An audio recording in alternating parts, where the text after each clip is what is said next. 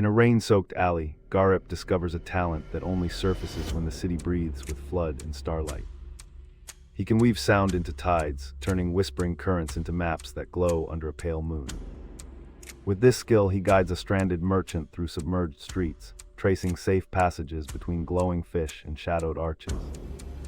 Each step reveals another hidden ability, from sensing tremors in stone to hearing the past of forgotten doors. By dawn, Garip has tethered his unique gifts to the town's salvation, proving talents are not just surprises but lifelines.